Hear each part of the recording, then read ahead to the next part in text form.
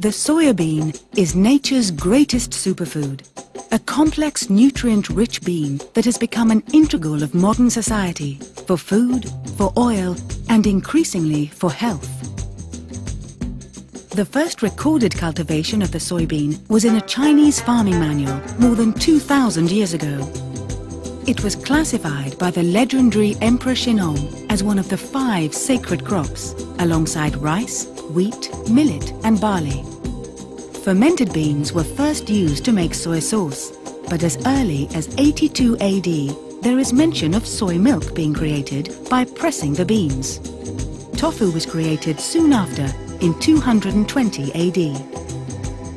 Over a period of 1500 years, soybeans were introduced into Japan, where they started producing their own version of soya sauce. Over time, soya spread throughout Asia and the Far East. Interestingly, although Europeans like Marco Polo travelled extensively in the region during the 13th century, no mention is made of the soybean or soy foods. However, he also didn't mention the Great Wall or tea.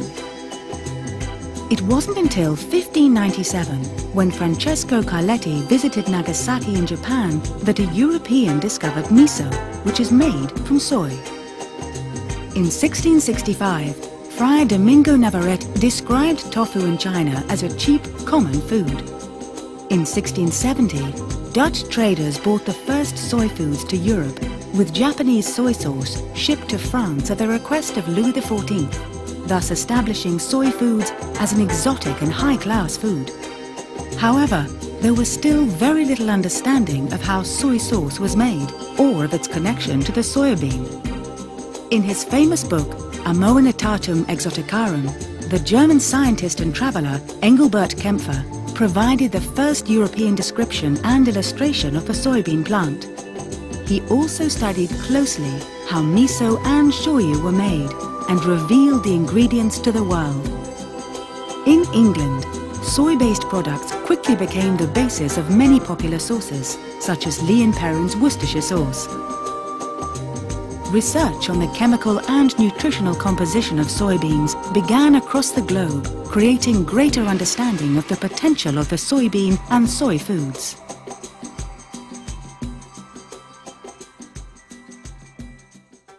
When I started Nutri5, few weeks afterwards, I feel better and better.